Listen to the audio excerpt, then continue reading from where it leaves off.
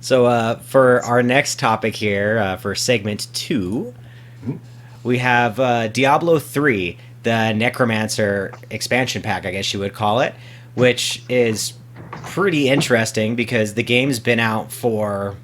Oh, when was the release on this? Was Oh, it... a couple of years at least. I Well, feel probably like... more than that. It's like 4 or 5 years, I think. I don't know. Yeah, I feel like it's been out since like 2007 at this point, Yeah. which is pretty astonishing. And I gotta say, a little disappointed that it costs money. It's gonna be Yes. $15, and Yeah. or depending on your market, it might actually be less for you. But No, it'll be more because if it's 15 US, it's going to be like 24 Canadian because we're 75 cents on your dollar. So yeah, yeah. that's yeah, come for vacation to Canada. It's cheap. that's no good. Nah, it's always been that way. So, yeah, it's the first paid expansion that they've had come out since the release of the previous like full expansion. This only introduces necromancers, but Mhm. we had what was it? Reaper of Souls was the last Yep. expansion. Yep. So, kind of interesting, but also it introduces the necromancer class, which people have been asking for fucking ever. Yeah, And, they have. Yeah, when Crusaders got added, we didn't pay an extra fucking $15. I'll tell you that. No, I think it's just that sales are down. You need to get a little money generation in order to keep the game alive. It's important to note too that the expansion itself is free. It's the actual Necromancer class that you're paying for, and you get a sigil, and you get some stupid wings, and you get a pet, and some other stuff. A bunch of visual shit. I'm gonna pay for it because I'm gonna totally pay for it. And this is they got us. We're like, we don't want to pay, but we're gonna pay. I might not even make a Necromancer, and I'll pay for it. I might buy it twice. Who knows? Just to have that giant scythe just flying like that looked awesome. See, like, awesome. the whole thing for me is that the game's been up for so long, and they haven't really charged for much. They charged for the first expansion, and this will be, I guess, the I don't want to call this a true expansion, but it'll be a second expansion here, and really, they keep on adding content, and it's great. I love that they keep adding content. That's one of the best things about this game. That's why I've preached this game to my friends. I've got, I'd probably say 2,000 hours in this game. Oh, and that's it? Yeah, that's like at least. And the thing is that it doesn't, they used to not show you hours played on characters. So the characters I've deleted in the past don't show, So there's a lot of retired characters too that I just can't add time on. So with as much time as I've thrown into this game, with every single season them coming out with something new, with new different bonuses, new sets, changing the sets, new pets, new visuals and things like that. New metas too. They change stuff, they buff all the time. Whirlwind barbs have been in and out so many fucking times, I can't even count it anymore. Spin and win. Yeah, so, I'm looking forward to it. I think it'll be pretty fun. I know the expansion's supposed to drop tomorrow, I'm pretty certain. It is correct, tomorrow, yep.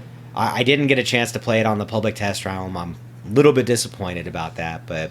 It'll drop tomorrow, but it won't be available until your region's maintenance is completed, which for us is North America-wide, 10 o'clock a.m.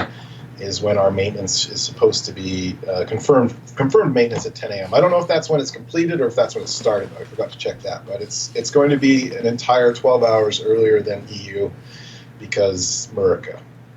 Yeah, America. Hey, do you remember the auction house? Why did they ever get rid of that? I made $150 on that. And I was running around telling all my friends, like, yeah, I play video games. I made $150. So they got rid of the auction house because what ended up happening is that you'd get one player, for instance, that got whatever at the time was the best of the best. Let's just say Shard of Hate, for instance. Okay? So you get Shard of Hate and you're Whirlwind Barb, and then all of a sudden you're running a group of 4 through a rift or whatever, and you're taking all of those pieces of whatever that drop, and they're all being given to the Barb continuously over and over and over again. And that person just keeps on throwing them in the auction house and then keeps on getting money, and they can buy the best items, and they become the best player. And it becomes pay to win instead of becoming, just play for fun. Yeah. And when you introduce money into the equation, unfortunately, you get quite a lot of cheaters. So that's true. That's very true. I know, but it's still fun. No, I agree. And the real money auction house in World of Warcraft, of course, is pretty ridiculous. Actually, something I didn't know until recently is that in Warcraft now you can trade your gold for playtime.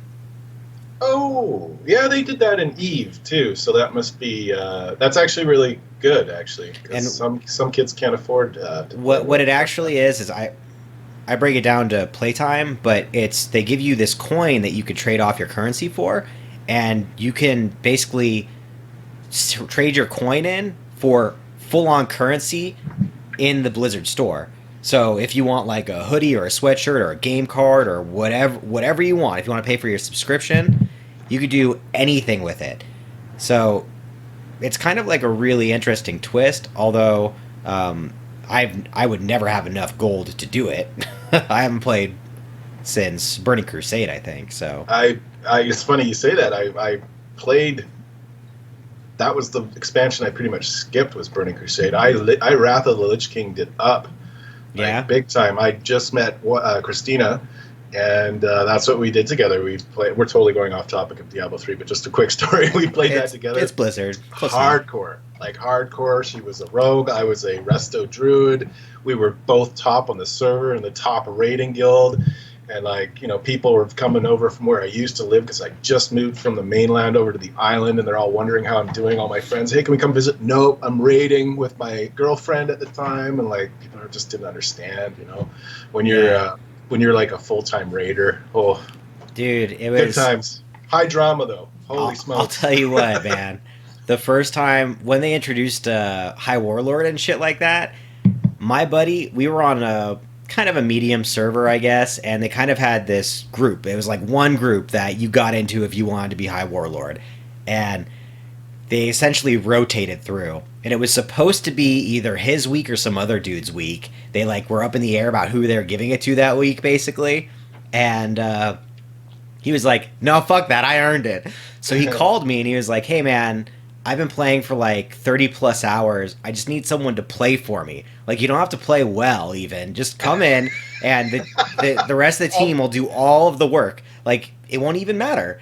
And so I was like, okay, perfect. So I went over and I played for 3 or 4 hours, and then he woke up again and started playing.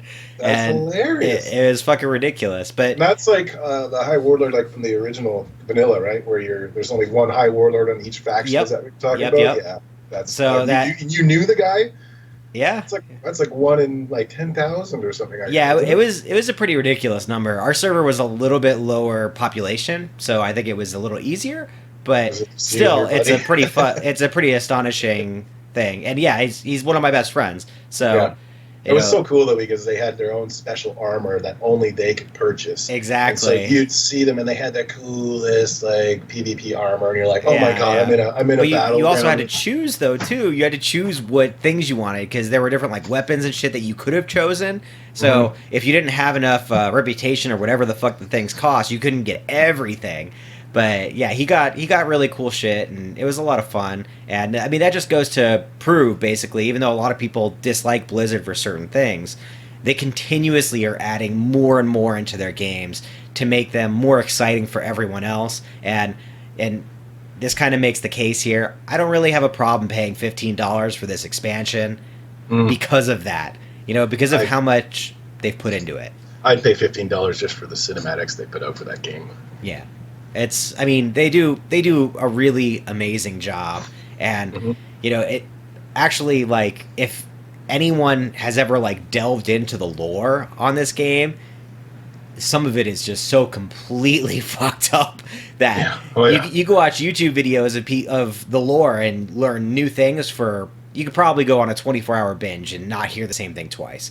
There's so much random weird ass lore that it just, you miss it because everyone skips it, It's amazing you don't see more people dressed up as the Diablo characters at Comic-Cons and stuff like that because it is such a very, you see story-rich Demon universe. Hunter, but that's just because Demon Hunters are hot, Yeah, or Barbarian. Yeah, Barbarian because it's a Barbarian. So, definitely buying it. Should be cool to look at.